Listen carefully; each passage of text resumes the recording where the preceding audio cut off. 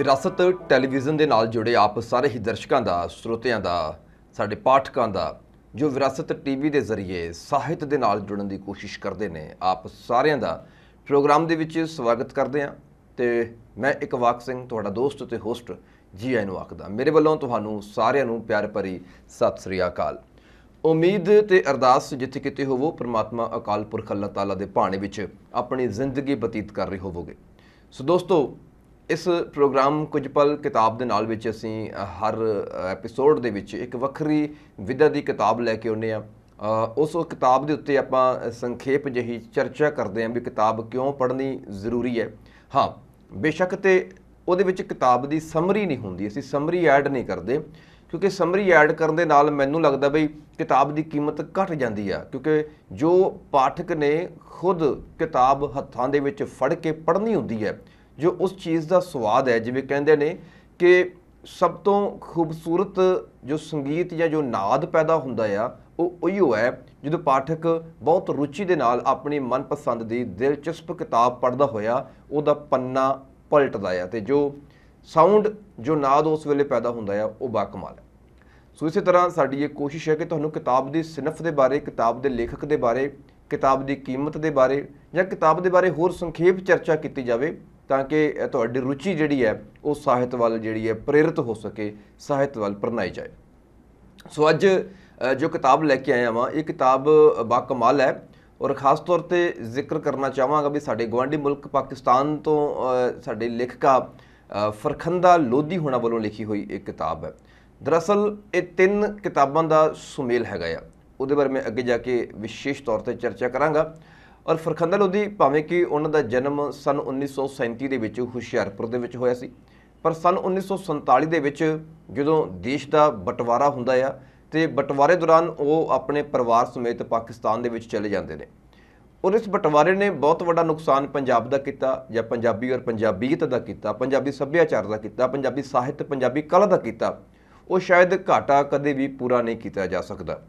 ਸੋ ਬਹੁਤ ਸਾਰੇ ਪੰਜਾਬੀ ਪਰਿਵਾਰ ਭਾਵੇਂ ਕਿ ਪਾਕਿਸਤਾਨ ਦੇ ਵਿੱਚ ਰਹਿ ਗਏ ਜਾਂ ਇੱਥੋਂ ਕੁਝ ਮੂਵ ਔਨ ਵੀ ਹੋਏ, ਪੰਜਾਬੀ ਤੋਂ ਮਤਲਬ ਜਿਹੜਾ ਹੈ ਨਾ, ਉਹ ਸਿੱਖ ਪਰਿਵਾਰ ਨਹੀਂ ਹੈ। ਜੋ ਪੰਜਾਬੀ ਬੋਲਦੇ ਸਨ, ਜਿਨ੍ਹਾਂ ਦੀ ਮਾਂ ਬੋਲੀ ਪੰਜਾਬੀ ਸੀ, ਉਹ ਪੰਜਾਬੀ ਠੇਠ ਭਾਸ਼ਾ ਬੋਲਣ ਵਾਲਾ ਇਲਾਕਾ ਜਿਹੜਾ ਆ, ਉਹ ਪੱਛਮੀ ਪਾਕਿਸਤਾਨ ਵਿੱਚ ਰਹਿ ਗਿਆ।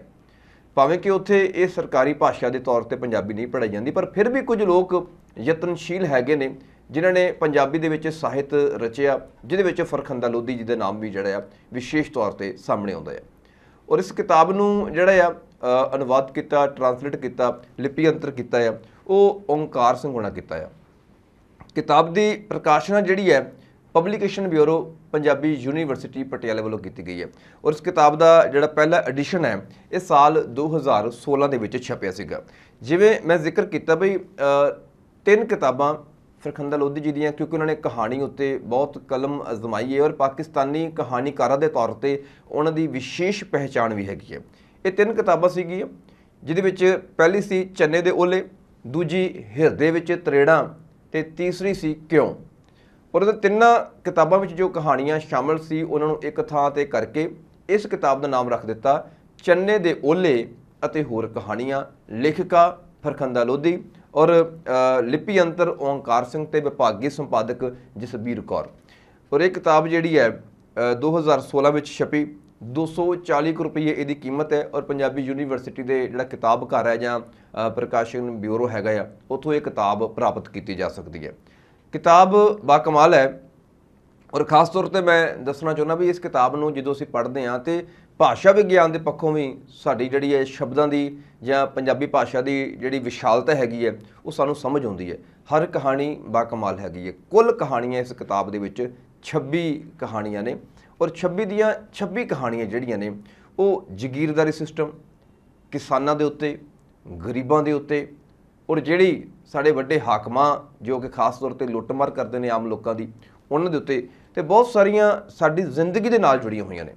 ਕਿਤੇ ਕਿਤੇ ਰੱਬ ਨੂੰ ਉਲਾਮਾ ਦਿੰਦੀਆਂ ਨੇ, ਕਿਤੇ ਕਿਤੇ ਰੱਬ ਦਾ ਸ਼ੁਕਰਾਨਾ ਕਰਦੀਆਂ ਨੇ ਕਿ ਰੱਬਾ ਲੋਕੀ ਕਿੰਨੇ ਚੰਗੇ ਨੇ, ਤੇਰੇ ਨਾਲੋਂ ਵੀ ਚੰਗੇ ਨੇ। ਇਹ ਕਹਾਣੀ ਵਿੱਚ ਇੱਕ ਡਾਇਲੌਗ ਹੈ। ਔਰ ਜਿਹੜਾ ਉਹਨਾਂ ਦਿਨਾਂ ਵਿੱਚ ਅਖੌਤੀ ਸੋਸ਼ਲਿਜ਼ਮ ਚੱਲਿਆ, ਉਹਦੇ ਬਾਰੇ ਵੀ ਬੜਾ ਕਮਾਲ ਦਾ ਵਿਅੰਗ ਹੈ, ਕਟਾਖਸ਼ ਹੈ। ਔਰ ਕਹਾਣੀਆਂ ਦੇ ਵਿੱਚ ਇੱਕ ਚੀਜ਼ ਜੋ ਮੈਨੂੰ इस किताब ਦੇ ਵਿੱਚੋਂ ਸਭ ਤੋਂ ਵਧੀਆ ਚੀਜ਼ ਲੱਗੀ ਉਹ ਸੀ ਤਕਨੀਕ, ਕਹਾਣੀ ਲਿਖਣ ਦੀ ਤਕਨੀਕ। ਕਹਾਣੀ ਅਸੀਂ ਬਹੁਤ ਪੜ੍ਹਦੇ ਹਾਂ, ਕਹਾਣੀ ਮੁੱਢ ਤੋਂ ਸ਼ੁਰੂ ਹੁੰਦੀ ਹੈ, ਆਰੰਭ ਤੋਂ ਸ਼ੁਰੂ ਹੁੰਦੀ ਹੈ ਔਰ ਅਖੀਰ ਤੱਕ ਚੱਲਦੀ ਹੈ।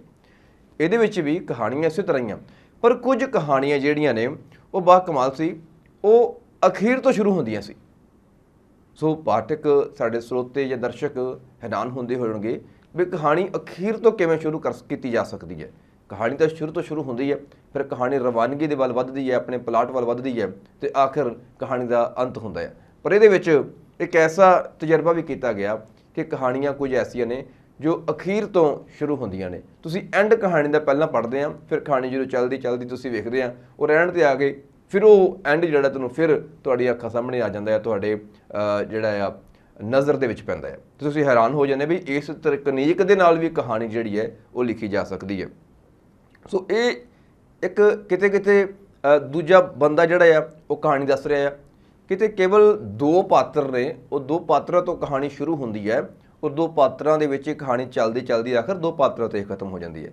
ਕਿਤੇ ਕਿਤੇ ਕੁਝ ਕਹਾਣੀਆਂ ਸਵੈ ਕਥਨ ਦੇ ਵਾਂਗ ਵੀ ਹੈਗੀਆਂ ਨੇ, ਵੀ ਲੇਖਕ ਖੁਦ ਕਹਾਣੀ ਤੁਹਾਨੂੰ ਦੱਸ ਰਹੀ ਹੈ ਜਾਂ ਕਹਾਣੀ ਲਿਖ ਰਹੀ ਹੈ। ਸੋ ਇਹ ਡਿਫਰੈਂਟ ਜਿਹੜੀ ਹੈਗੀ ਹੈ, ਵੱਖ-ਵੱਖ ਜਿਹੜੀਆਂ ਵਿਧਾਵਾਂ ਨੇ ਜਾਂ ਕਹਿ ਲਓ ਵੱਖ-ਵੱਖ ਜਿਹੜੀ ਤਕਨੀਕ ਕਹਾਣੀ ਵਿੱਚ ਵਰਤੀ ਗਈ ਹੈ, ਉਹ ਇਸ ਕਿਤਾਬ ਨੂੰ ਹੋਰ ਵੀ ਖੂਬਸੂਰਤ ਕਰ ਦਿੰਦੀ ਹੈ। ਕਹਾਣੀ ਦੀ ਗੱਲ ਕਰਦੇ ਹਾਂ, ਮੈਂ ਕੁਝ ਦਾ ਜ਼ਿਕਰ ਕਰਦਾ, ਜਿਵੇਂ ਪਾਇਦਾਨ ਹੈ, ਓਟਾ, ਇੱਕ ਚੁੱਪ, ਸੁੱਖ ਨਹਿਰ, ਧਰਮੀ ਬਾਬਲ, ਕਿਹਨੂੰ ਆਖਾਂ, ਤੇ ਜਿਹੜਾ ਟਾਈਟਲ ਹੈ ਇਸ ਕਿਤਾਬ ਦਾ ਉਹ ਕਹਾਣੀ 7ਵੇਂ ਨੰਬਰ 'ਤੇ ਹੈ ਤੇ ਕਹਾਣੀ ਦਾ ਨਾਮ ਹੈ ਚੰਨੇ ਦੇ ਓਲੇ। ਇਸੇ ਤਰ੍ਹਾਂ ਪਿਛਲੀ ਪੜ੍ਹਾਈ, ਸਭ ਕੂੜ ਹੈ, ਤਿਲਕਣਬਾਜ਼ੀ, ਅੱਲਾ ਲੋਕ, ਕੁੰਦਨ, ਸਹੁੰ ਰੱਬ ਦੀ, ਕਿਸੇ ਨੂੰ ਕੀ, ਵਿੱਥ ਭਰ ਖੁੱਲ ਕਹਾਣੀ ਹੈ, ਰੋਗ ਅਵਲੜੇ ਤੇ ਹਿਰਦੇ ਵਿੱਚ ਤਰੇੜਾ। ਹੁਣ ਇਹ ਜਿਹੜੀ ਹਿਰਦੇ ਵਿੱਚ ਤਰੇੜਾ ਕਹਾਣੀ ਹੈ ਇਹ 17ਵੇਂ ਨੰਬਰ 'ਤੇ ਹੈ ਔਰ ਹਿਰਦੇ ਵਿੱਚ ਤਰੇੜਾ ਨਾਂ ਦੀ ਬਾਕਾਇਦਾ ਕਿਤਾਬ ਛਪ ਚੁੱਕੀ ਹੈ ਮੈਡਮ ਫਰਖੰਦਾ ਲੋਧੀ ਜੀ ਦੀ, ਜਿਹਦੇ ਵਿੱਚ ਕੁਝ ਕਹਾਣੀਆਂ ਸ਼ਾਮਲ ਸੀਗੀਆਂ।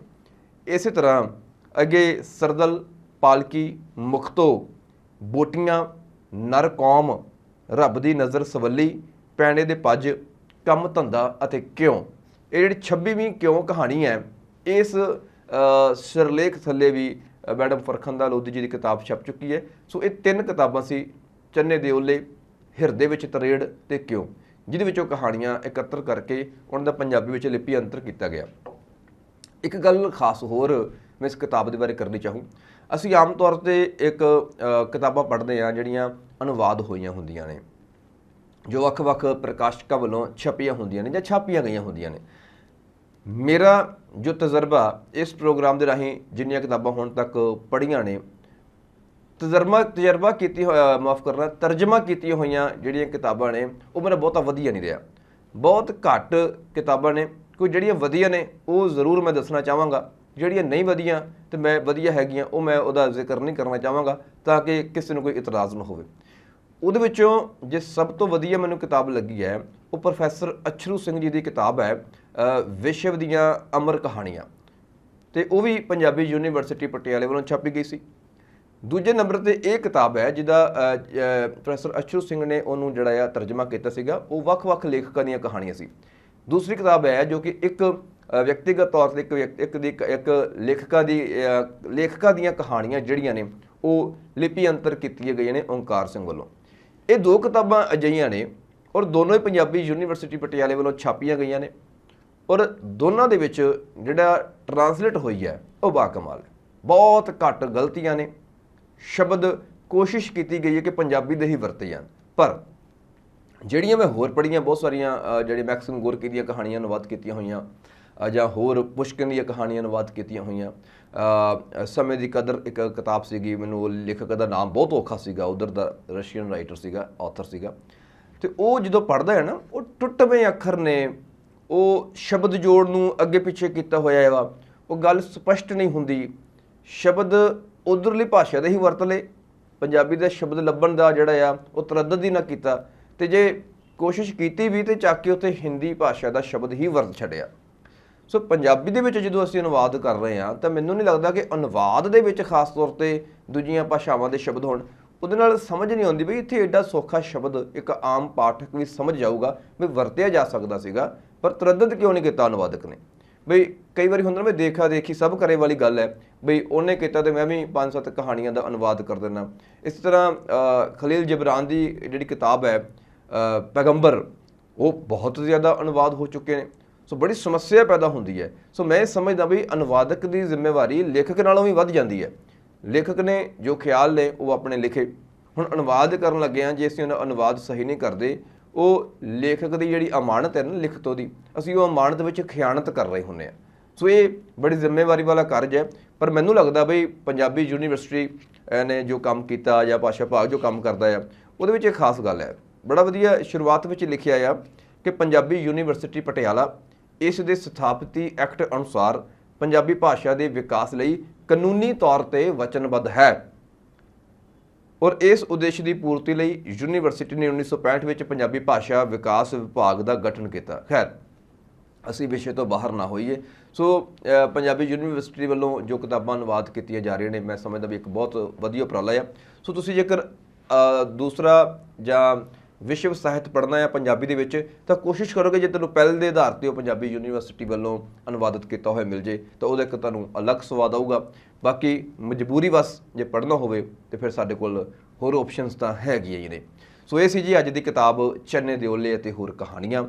ਲੇਖਕ ਫਰਖੰਦਾ ਲੋਧੀ, ਲਿਪੀ ਅੰਤਰ ਕੀਤਾ ਜਾਂ ਓਂਕਾਰ ਸਿੰਘ ਨੇ, ਵਿਭਾਗੀ ਸੰਪਾਦਕ ਜਸਵੀਰ ਕੌਰ ਸੀਗੇ। ਪੰਜਾਬੀ ਯੂਨੀਵਰਸਿਟੀ ਨੇ ਕਿਤਾਬ ਛਾਪੀ ਸੀ। 26 ਕਹਾਣੀਆਂ ਨੇ। ਉਸ 26 ਕਹਾਣੀਆਂ ਦੇ ਵਿਸ਼ਾ ਵਸਤੂ ਬਿਲਕੁਲ ਵੱਖਰੇ ਵੱਖਰੇ ਨੇ ਔਰ ਕਹਾਣੀ ਮੁਕੰਮਲ ਹੈ ਆਪਣੇ ਆਪ ਦੇ ਵਿੱਚ। ਇਹ ਨਹੀਂ ਵੀ ਇਹ ਕਹਾਣੀ ਜਿਹੜੀ ਅਧੂਰੀ ਰਹਿ ਗਈ ਹੈ ਜਾਂ ਇਹਦੇ ਵਿੱਚ ਗੱਲ ਨਹੀਂ ਬਣੀ। ਹਰ ਕਹਾਣੀ ਆਪਣੇ ਆਪ ਦੇ ਵਿੱਚ ਮੁਕੰਮਲ ਹੈ। ਬਾਕਮਾਲ ਕਿਤਾਬ ਹੈ। ਕਹਾਣੀਆਂ ਪੜ੍ਹਨ ਦੇ ਸ਼ੌਕੀਨ ਹੋ ਤੇ ਇਸ ਕਿਤਾਬ ਦੇ ਵੱਲ ਤੁਸੀਂ ਜਿਹੜਾ ਖਾਸ ਤੌਰ ਤੇ ਤਵੱਜੋ ਦੇ ਸਕਦੇ ਹੋ। ਸੋ ਮਿਲਦੇ ਹਾਂ ਅਗਲੇ ਐਪੀਸੋਡ ਵਿੱਚ ਇੱਕ ਹੋਰ ਨਵੀਂ ਕਿਤਾਬ ਦੇ ਨਾਲ। ਤਦ ਤੱਕ ਲਈ ਮੈਨੂੰ ਦਿਓ ਇਜਾਜ਼ਤ। ਸਤਿ ਸ੍ਰੀ ਅਕਾਲ।